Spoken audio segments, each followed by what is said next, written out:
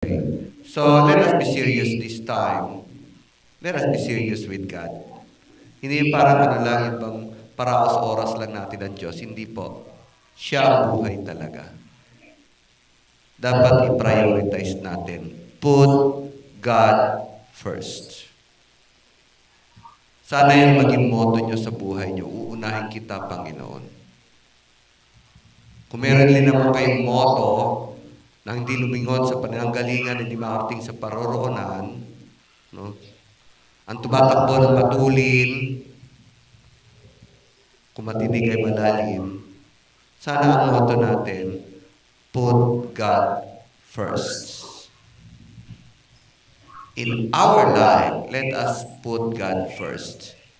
At yun ang mga technique ng mga matatagumpay na tao. Si Colgate, yung Colgate, no? Inuuna niya talaga tights. Sineseparate niya na. Bay, lumalaki negosyo niya, binaligtad niya, inuuna niya ngayon yung 10% ginawa pa niya. Sa kanya na lang daw yung 10%, yung 90% sa Panginoon. And now, the most popular toothpaste in the world is Colgate. Kasi in-honor niya, inuna niya ang Diyos eh. Kung uunahin niyo ang Diyos, uunahin niya rin kayo sa lahat ng bagay. Yan ang kanyang logic, yan ang kanyang pamamaraan. Subalit, kung inuuna nyo ibang bagay, bahala kayo sa pinag-aabalahan nyo. Bahala kayo dyan. Sige. Better luck next time. Something like that. No? So, even David, si David, ay sa kabalahan niya, siyempre hari siya ang judge, siya ang implementor, siya ang executive. Pero sabi niya, mas gugustuhin kong pumunta sa church, sa templo. Kahit maghapon ako doon, just to see the beauty of the Lord. Inuuna niya talaga ang Panginoon. Doon sa mga sinasabi niya, diyan yung kaaway, siya pa ang general, siya pa ang commander-in-chief, siya yung executive, maraming bumabati ko sa kanya, siya pa yung mag-judge, lahat sa kanya. Ganun ang trabaho ng hari, napakaabala.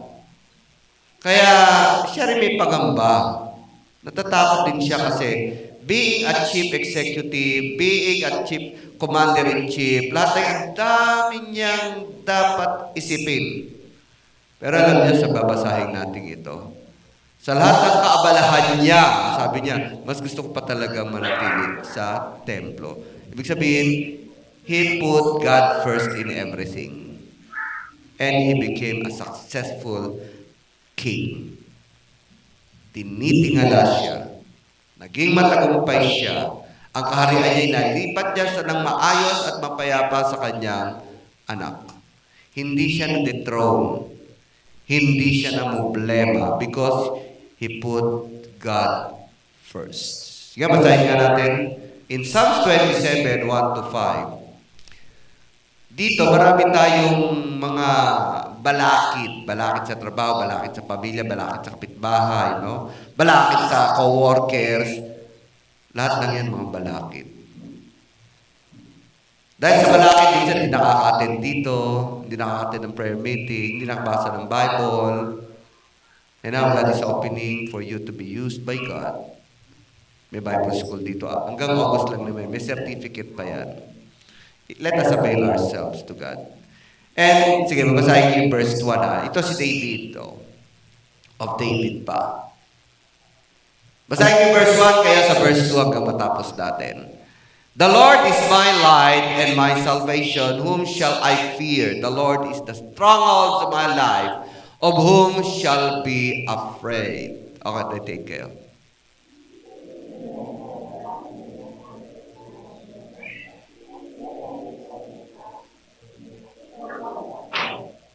Okay, so verse 3. Verse 3. Though an army besiege me, my heart will not fear. Though war break out against me, even then will I be confident. Sa verse 4 kayo.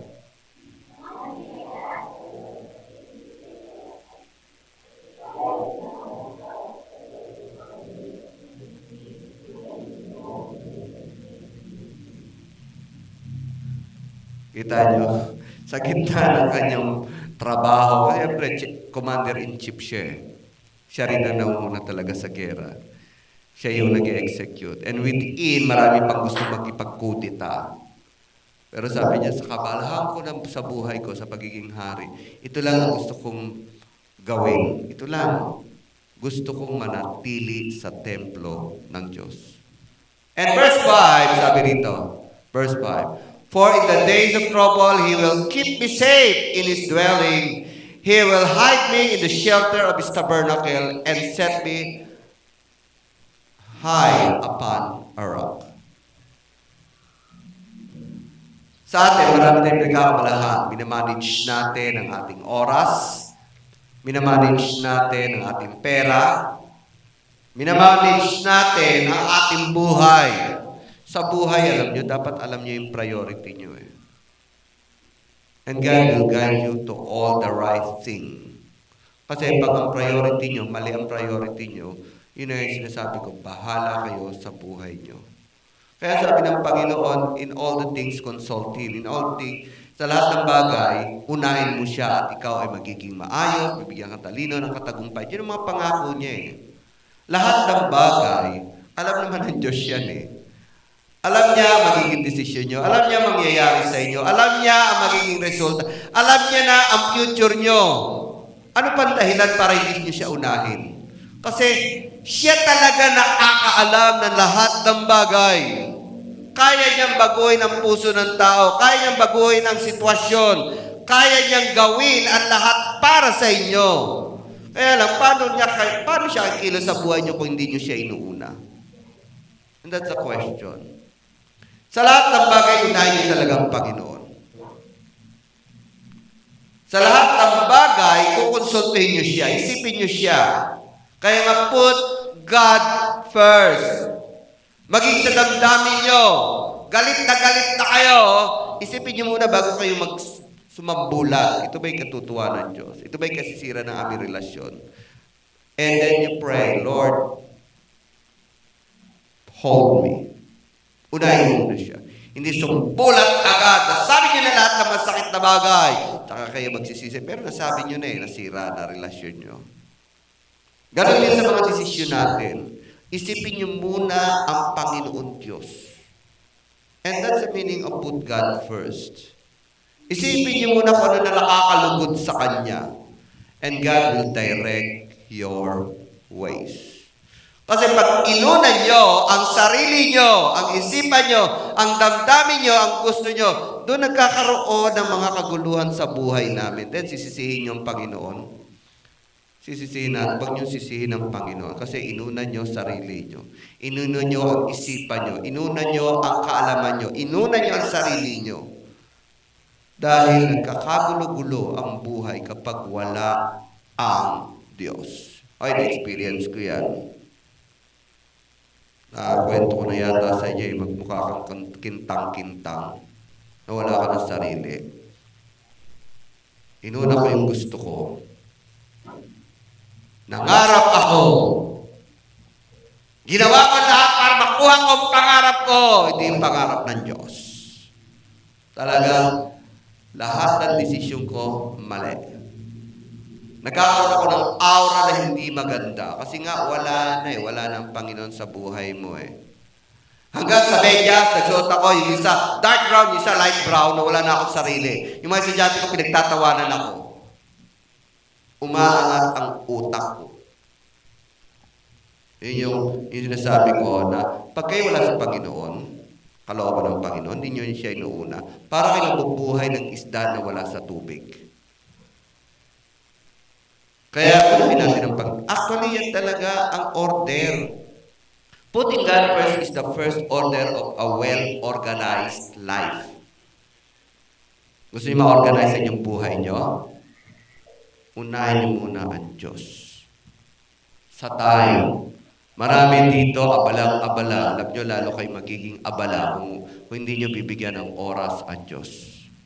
Marami dito, lagi sinasabi na ang dami kong trabaho, hanggang sa hindi na talaga maka-attend. Hanggang sa hindi na na-feel na umattend sa church. Hanggang sa talagang tinabunan na sila ng kanilang kabalahan. Dahil inuuna nila yung sarili nila. Pero pag ang Diyos, nauna, siya nag-organize talaga niya, nagbibigay talaga ng time. Yung kabala natin, mas malaki pa ang bibigay sa iyo ng Panginoon. Put God first. Minsan, tinanong ako ng classmates ko, sa ano kami nagka-reunion, paano mo nagagawa yun? Pastor ka, teacher ka, nag-aaral ka pa ng law? Being teacher, hindi lang basta teacher, head pa ako ng department. Bilang pastor, meron pa kayong school. Paano na-organize yun? I put God first. Kaya kahit ako abalang-abala, hindi ako nag-a-absent ng Sunday. Except kung talagang importante lang. Kahit ako abalang-abala, I see to it maka-attend ako ng Friday. Pero sa kabila ng kabalaan yun, nagawa ko, nagampanan ko ang lahat ng bagay. Ino-organize niya talaga. Huwag kayo matakot sa kabalahan, huwag kayo matakot sa oras niyo. At pinakita niya sa akin kung ano talagang kalooban niya. Pinatikim lang sa akin, maranasan, matuto ng law. At nagagamit ko naman kahit saan, dito sa lupa, sa kalab, at nagiging confident ako. Pero ayaw niya ako maging abogado. You have to remain pastor. At doon, pinakatagumpay ko lang ay hindi maging abogado ako. Nakita ko ang kalooban niya sa buhay ko. Yun ang pinaka-importante. Na-realize ko kung ano yung plano niya sa buhay ko. Not to have a success life dito sa daigdig. Ang pinaka-successful na tao ay nakita niya ang kalooban ng Diyos sa buhay niya. Kaya kung God first, pakita niya pa, marami pa siyang ipakikita na gagamitin kayo sa church, na ikaw pala gagamitin sa iyong pamilya, na ang lahat ng mga sinasabi mo ay tumitimo pala sa puso ng mga kinakausap mo. Actually, yan ang long-lasting achievement. Hindi ang honors, hindi ang title, hindi ang wealth dito. The most lasting achievement sa buhay natin to fulfill the will of God dito sa lupa. Siyempre, paano malaman ang kalooban ng Diyos sa buhay mo kung hindi mo siya inuuna? Magkakabuhol-buhol ang buhay mo niyan. Unahin mo siya, and to know the will of God, devote yourself and time to the Lord. Magbigay kayo ng oras sa Panginoon. At very clear, sabi niya, yung 6 na araw, sige magtrabaho kayo, pero yung isang araw, ibigay niyo sa akin. Ninanakaw pa. Huwag niyong nakawin ang para sa Diyos. Time is also saying that to be given to God. Amen? Friday? Wala sumagot. Kasi pagod na eh. No? Pagod na. Pag Friday, pagod na eh. No? 2 hours lang? Amen? 2 hours lang! Hindi ko rin makasagot. Pagod na ako rin eh. Punuin natin ang iglesia. Amen? I-share natin ang ating presence. Hindi dahilan na kayo ay mas nabibless kayo kapag kayo mag-isa. Hindi yan dahilan. Mas maganda kung may nabibless ang iba dahil sa inyo. Mas maganda yun. Iba naman lang kasi nabibless ako pag ako lang mag-isa. Maawit-awit. Pero mas mabibless, hindi lang ikaw kundi ang Panginoon Diyos kapag ang iba ay nabibless sa presensya nyo. Unahin pa rin ang Panginoon ni sarili nyo. Unahin natin kung nabibless ang Diyos sa buhay natin kesa sa nabibless tayo. Iba kasi hinahanap yung mabless sila kesa mabless ang Panginoon. May mga members na ganyan eh, no? Naghahanap ng yung mabibless sila.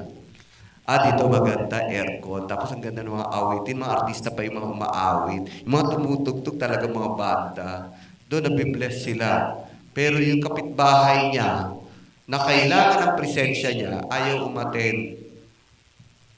Na kailangan ng kanyang tulong, ayaw umaten. Bas binibigay niya ang kanyang sarili doon sa mabibless siya. Alam niyo, maling konsepto yon sa Kristiyano. Huwag niyong hanapin kung saan kayo mabibless. Hanapin niyo kung saan kayo pwedeng magamit na kayo ang mabibless. Mali yun. May case na ganun. Share your presence. At sinishare niyo, hindi lang naman pera eh. Maging ang inyong presensya. Mabless ang kapwa mo. Mabless ang mga ibang churches. Hindi ba yung atin sa maliliit na churches? Hindi, ang hinahanap na mga mega church na hindi naman sila magamit. Sila lang nabibless. Pero paano sila magagamit kung mga mega na yan? Mas magagamit sila sa maliliit na church. Dahil doon, makikita mo talaga, may-share mo yung presensya, may-share mo ang iyong tulong, may-share mo ang iyong masasabi. Kasi sa mega church, di ka papansinin doon. Maganda may mega church. Pero mas magagamit ka sa simpleng church. Kaya isipin natin, bilang mga kapatiran, huwag yung mabibless tayo. Isipin nyo paano ka magiging blessing sa iba. Share your presence. Share your sources. Share your talent. Everything. Ang dapat yung isipin, Lord, ano ba kinalulugod nyo? Anong paraan na kayo ang mabibless? Put God first. Sa time, then sa pera, ganun nga, no? Huwag niyong utangin hanggat maaari yung tithes.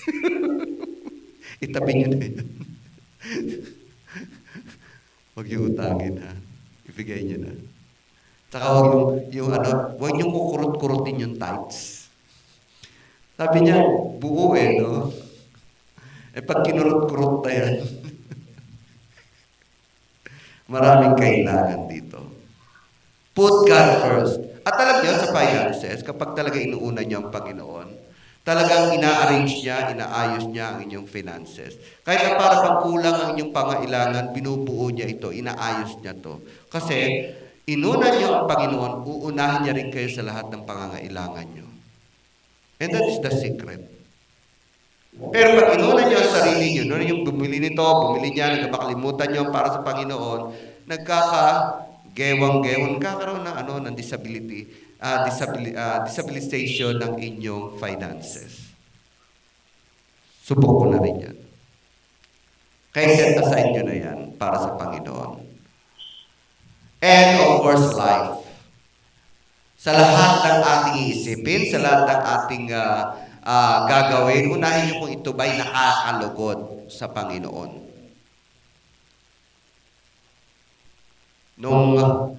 Kaya kami nagka-passport, si Moy may nagka-passport. Kasi may balak talaga kaming mag-out of Philippines. May pera na noon 100,000 plus. 2016, laking pera na noon. Pwede na yung pang Hong Kong sana or pang Singapore. May tinatabi-tabi na ako. Tapos, kalahati, itong school, sabi, hindi maaprubahan kasi under construction pa. Alam nyo, nag-isip-isip talaga ako noon. Ano ba unahin namin? Yung plano namin o yung dapat kailangan sa church? May passport na kami noon, ready na. And then I decided, Lord, sige, bigay ko na lang muna para matapos na ang church. Kaya natapos yung pinakadulo. Yun yung pang Hong Kong sana namin. Hindi kami natuloy. Ang pogi pa naman ni Moy dun sa passport niya. Ganda ng pagkakuha. Hindi namin nagamit ang passport kasi inuna namin ang church. Ayaw mo yan. Mga members sa bahala dyan. Hindi naman ako nanghihinayang kasi yun ang panatag ang kalooban ko. Lord, sige, unahin ko to. I'll give it to you. Kaya minadali namin yan. Lahat ng pera ko, ginastos ko dyan. Yung huling pera ko. na pang Hong Kong sana. I put God first. Sa lahat ng bagay, maging sa pagpili ng girlfriend, boyfriend, I put God first. Alam niyo na, pinaulit-ulit ko, no? Di ba? I put God first. Kahit nabi, ang gaganda ng mga class, ng mga estudyante ko, kaya tawag sa akin, good boy. Sa lahat ng mga co-teachers ko, may mga girlfriend sila estudyante, pero I put God first. Kasi alam kong hindi siya malulugod. Pastor pa naman ako. Ayoko. I have to put God first. Paggamit kayo sa Panginoon, put God first. You have to put God first. Kung ito'y nakakasira na inyong relasyon sa pamilya, buti pang wag mo nang sabihin, wag mo nang ibulalat, bigyan nyo ng kaluguran ng Panginoon. Si Moses, perfect siya sa kabutihan, sa ugali. Actually, second humble siya kay Jesus Christ. Pero bakit nagalit pa rin sa kanya ang Panginoon Diyos? Napakasimple lang. Kaya siya hindi pinadala sa promised land. Kasi nga, because of this simple disobedience, hindi nalugod sa kanya ang Diyos. Sabi ng Panginoon Diyos, di uhaw na yung mga Israelita. Ang kukulit ng mga Israelita, binigyan ng pagkain, binigyan ng mana, binigyan ng pugo, lahat na supplied ng Panginoon Diyos. Minsan lang sila nauhaw, inaaway si Moses. Moses, ano ba? Kaya ba kami narito, papatayin niyo naman kami sa uhaw? Uhaw naman. Inaway siya sa pagkain. Inaway siya na hindi sila nakatikim ng karne. Inaway siya na paikot-ikot daw sila. Ngayon, inaaway siya sa tubig. Sabi nyo, very simple lang yun na lahat na binigay sa inyo ng Diyos, tapos simpleng uhaw lang, aawayin niyo ako. Ngayon, kinausap niya ang Panginoon Diyos. Panginoon Diyos, totoo naman, saan ako kukuha ng tubig? Okay, pumunta ka sa Mount Moriah. Ewan ko, anong mountain yun, ano? May bundok doon. Magsalita ka at lalabas ang tubig sa bundok, sa batong yan. Magsalita ka lang dyan sa bundok na yan. Yung bato na yan, magsalita ka sa batong yan, ladaloy ang tubig. Di ginather niya. After na ng conference nila ng Panginoong Diyos, tinuro sa kanya kung paano magkaroon ng supply ng water. Pinadala ngayon sa bundok, at sa tapat ng bato, sabi, imbis na magsalita, nagsermon siya at binulalas niya ang sama ng loob sa mga tao. Mga walang hiya kayo. Masyado nyo kung binibigyan ng sakit ng ulo. Lahat binigay sa inyo. Humingi kayo ng pagkain, may pagkain. Humingi kayo ng tinapay, may tinapay. Humingi kayo ng karne, may karne. Humingi kayo ng lilim dahil ang init-init ng araw, binigyan kayo ng lilim. Lahat ng yan binigay sa inyo. Kayo nitong sandaling uhaw lang, awayin niyo ko. Alam mo yung sama ng loob niya?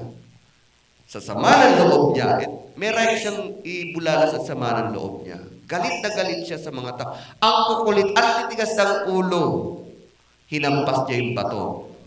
Kayo mga Israelita, titigas ng ulo niyo. Hinampas dyan at ang tubig ay lumabas. Pero after that, lahat ng mga tao kumuha ng tubig, fresh water pa talaga yan. Fresh na tubig. Dumaloy sa bato. Nagkaroon ng himala. Pero sabi ng Panginoon, Moses, hindi mo inisip ako. Pinagbigyan mo ang sama ng loob mo sa mga Israelita. But he has the right. Kasi totoo naman ang titigas ng ulo eh. Alam niyo nangyari? May mga taong ganyan. Hindi niisip kung malulugod ang Diyos o hindi. Si Moses, biktima. Sabi ng Panginoon Diyos, hindi kita papupuntahin sa land of Canaan. Kasi hindi mo ako binigyan, hindi mo pinakita sa mga tao na ako ay banal. Sinabi ko lang sa iyo, magsalita ka. Ba't hinampas mo ng 2 beses ang bato? Napakasimple lang, Pero hindi nalugod ang Diyos. Kasi para bang pinakita ni Moses na ang Diyos ay suplado rin. Ang Diyos ay nabibwisit din. Ang Diyos ay naririndi rin. Sabi niya, sana pinakita mo na ako ay banal. Magsalita ka lang at lalabas ang tubig. Simple lang yun, pero naggalit sa kanya ang Diyos. How much more yung mga ginagawa natin na inuuna ang sarili, inuuna ang pera, inuuna ang trabaho, inuuna ang bahay, lahat ng yan. Hindi nyo ako binigyan ng kaluhuran. Put God first. Nung binabasa ko yun, parang unfair kay Moses. Kasi ako man siguro talagang pagmumurahin ko yung mga yun. Pero masama naman magpura, no? Nakakabuisit kasi. May mga taong ganyan na gusto nila hayahay lang sila. Yung bang nganga lang sila, susubo mo na. Bigyan mo ng instruction, ayaw pang kumilos. Yun ang mga tao dapat ang sarap sampalin. Ganyan ang Israelita noon. Ganyan ang mga Israelita. Konting kawalan, reklamo kay Moises. Konting hirap, reklamo kay Moises. At gayon na rin din na siya. Ilang himala na yung pinakita sa kanila. Pero wala pa rin silang pananampalataya. Tigas talaga ng ulo. Kaya si Moses mismo narindi. Pero ang Diyos gusto niyang pakita na banal siya. Hindi naman sinunod ni Moses.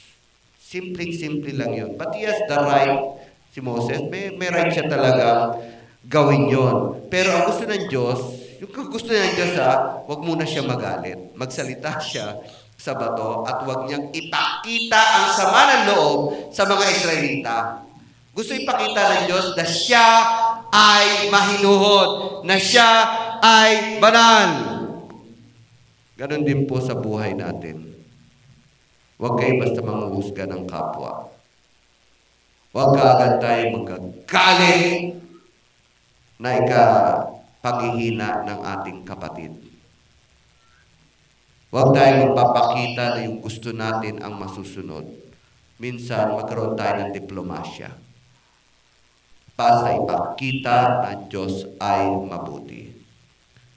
Put God first in your mind, in your heart, and in your feeling. So, putting God first is the first order of well-organized life. Kasi kapag hindi nyo inuna ang Diyos, doon nagsisimula na nagkakaroon ng problema sa buhay natin.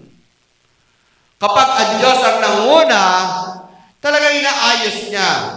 Ayaw niyang sisisihin siya. Ayaw niya susumbatan siya. Kaya siya mismo ang kikilos. Later may kita niyo na tama siya. Tama siya sa pagpili ng inyong trabaho. Tama siya sa inyong desisyon. Tama siya sa inyong pagpili ng makakasama sa buhay. Tama siya sa mga paggawa niyo, pagtulong niyo dito sa church. Tama siya sa mga dapat niyo sabihin sa isang tao kung siya talagang inuuna niyo. Ang paggamit talaga sa isang tao, nagsisimula sa puso. Kung malinis ang puso niyo, gagamitin kayo ng Panginoon. Pero kung ang puso niyo ay madumi, gagamitin kayo ng Panginoon pero may hindi magandang resulta. Kung may sa isip nyo ay para makatake advantage lang, gagamitin kayo pero later on, tatabangan din sa inyo ang Panginoon Diyos at ang mga tao. Hindi rin kayo magagamit ng Panginoon. Ang ginagamit talaga ng Panginoon Diyos, yung malilinis ang puso, na siya talaga inuuna. Si Moody, minsan na-invite siya. Si Moody. Sino nakakilala dito kay Dwight Moody? Narinig nyo na yung pangalan Dwight Moody? Yan ang evangelist sa Inglaterra. Siya yung mga pioneers ng Kristyanismo sa England at dinala sa US. Well known siya, kumbaga siya, ang katapat niya, sila Billy Graham, yan, yung mga founder ng mga churches. Si Dwight L. Moody, minsan na-invite para maging speaker sa isang conference ng mga pastors. Ang sabi ng isang pastor, ba't si Dwight Moody pa ang invite natin? Di ba isa sa atin pwede na maging speaker? May sumagot na isang leader. Oo, pwede naman. Pero si Dwight L. Moody, 100% Holy Spirit.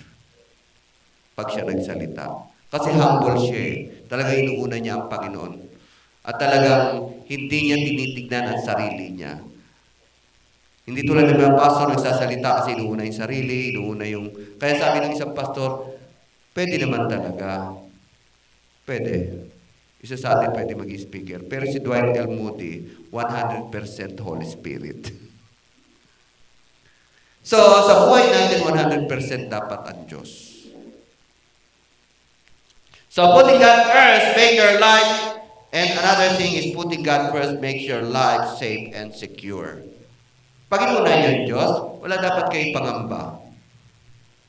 Natatakot lang tayo kasi inuuna natin ang bagay na kinatatakutan natin, baka mawala. Baka ito malaos. Baka ikaw manghina. No, ang inuuna niyo ang Panginoon Diyos tulad ni David. Basahin nga ng verse 5. So sa gitna ng kanyang pagiging hari, nandiyan yung gera, nandiyan yung administration, nandiyan yung executive, nandiyan yung mga tao na parang gusto siyang paalisin bilang hari. Pero at the end, sa verse 5 ng ating verse, Psalms 27:5. Kaya sabi niya, sa gitna ng aking kaabalahan, sa gitna ng aking masyadong hectic na schedule, nandun pa yung mga banta sa labas, banta sa gera, banta sa mga tauhan mo mismo, banta ng lahat ng to.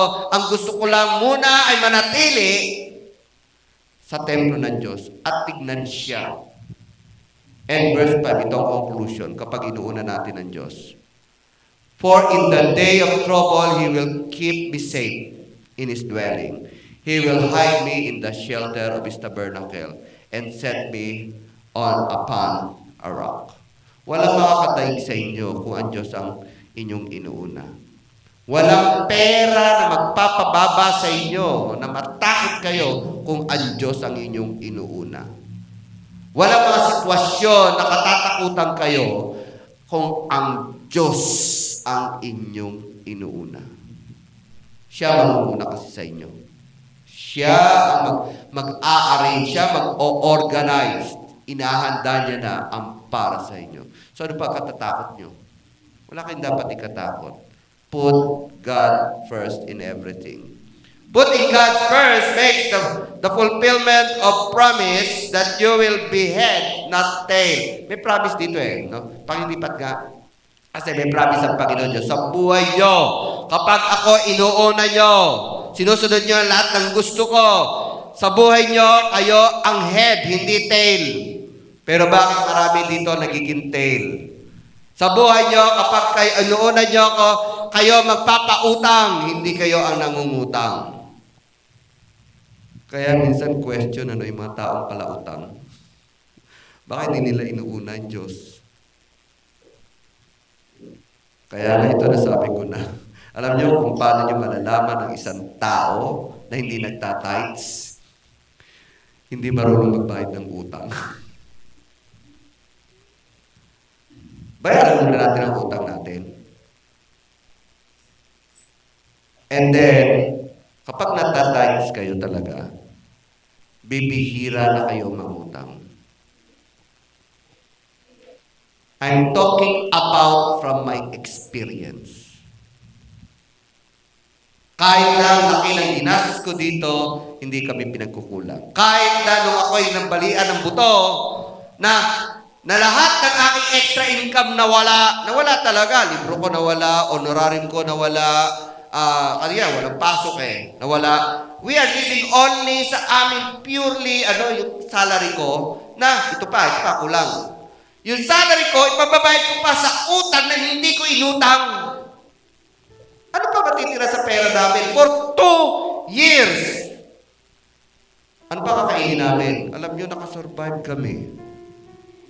Nabayaran namin yung kalahating milyon na utang na hindi ko inutang, at gumaling ako, at kahit na wala akong income, wala talaga akong income for 2 years. Nakasurvive kami. At hindi kami nangutang ulit. Hindi kami nangutang noon. And that is the miracle of life. Hindi kami nangutang noon for 2 years. Napagkasya namin yung mga pera namin, yung sources, for 2 years nakasurvive. May bali pa ako noon, may lagi pa pumupunta sa... Talagang binagsak ako nung bagsak talaga yung namin. But God made us survive. Hindi kami nangutang. Hindi kami nangutang noon. Kami ang nagbayad ng utang. Fulfill namin ang utang. At kahit ako may utang, yung income ko na, itatights ko pa yan. Tinatights ko pa talaga. Talagang totoo. And that is the fulfillment if you put God first. Sabi niya, hindi kayo mangungutang, ikaw pa ang mangungutang. Ay, ikaw pa ang magpapautang. Hindi kayo ang dulo, ikaw ang head. Ibig sabihin nun, kapag tail ka kasi, da-down ka lagi ng mga tao. Nagiging mababa ang pagtingin sa'yo ng tao. Pero kapag head ka, itinataas ka ng tao. Gumagalang sa'yo ang mga tao. Let us put God first. Igagalang kayo ng mga tao. Itataas kayo ng Diyos. God will put you the head, not the tail. And by putting God first, you are fulfilling this promise of God. Sa 20. Basahin nga natin. Sige nga, basahin natin. Sa verse 28, 12, 13. Verse 28, 12, 13. Sige, babasahin ko na lang, ano? Ako na lang magbabasa sa Deuteronomy 28, 12, 13. Kasi sabi ng Panginoon, ito, gawin nyo to, gawin nyo ito.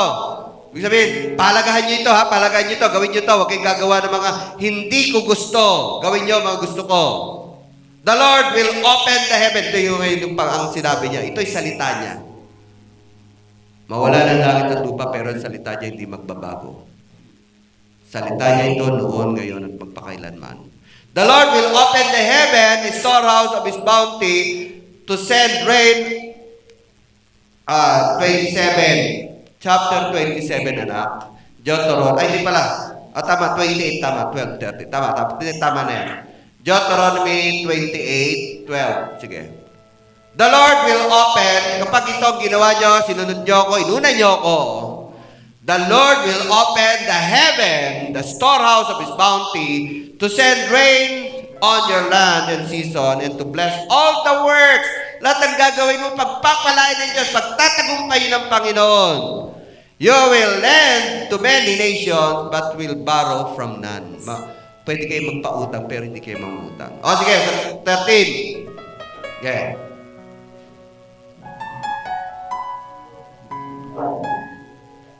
The Lord will make you, ano ito?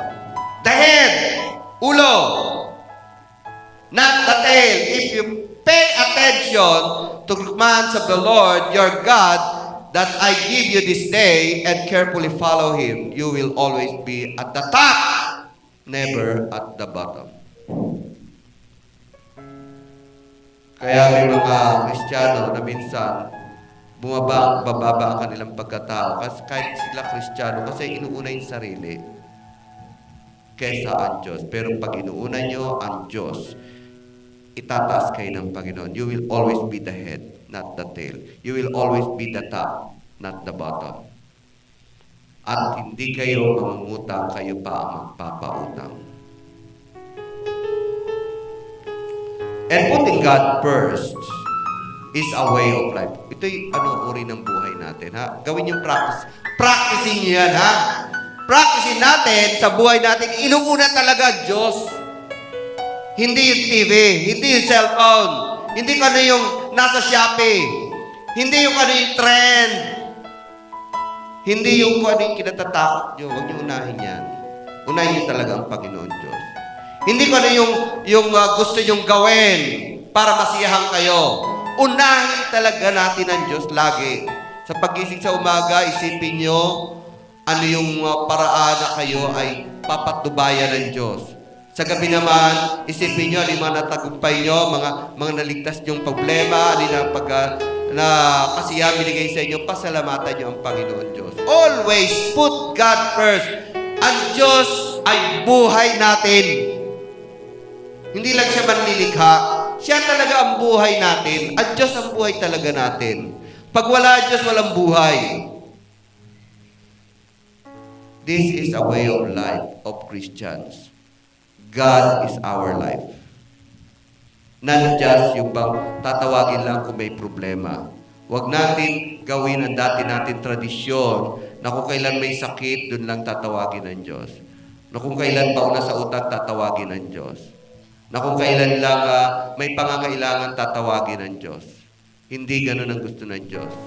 Ang gusto ng Diyos, siya ang buhay mo. Siya ang unahin mo. Sino magdi-decide dito na gusto kong unahin talaga ang Diyos sa buhay ko? Siya ang buhay ko. Magsitayo. Kung ang Diyos talaga ang una sa buhay niyo, tumayo kayo.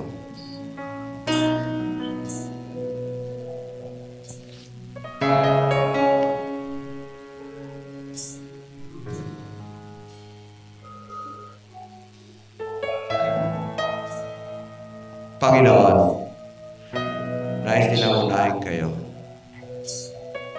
Turuan niyo sila, humble them down, lay down their life, lay down their defenses. And Lord, work in their life, O God. Restructure niyo ang kanilang buhay, Panginoon, ang kanilang isipan, ang kanilang damdamin. Restructure niyo ito ayon sa inyong gusto.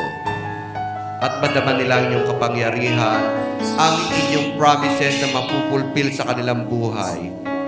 Ang inyong patnubay, ang inyong presensya. Ma-feel nila, Lord God, ang kapangyarihan nyo sa pangalan ni Jesus, sa pangalan ni Jesus. Taas po natin ating mga kamay. Ang Diyos ay mababang loob. Ang Diyos ay maibigin. Ayon sa inyong nais na sinasabi na gusto inyong unahin ng Panginoon Diyos, pakatagpuin ang inyong sinasabi sa inyong puso, sa inyong isipan ng presensya ng Panginoon. Sa pangalan ni Jesus, Amen.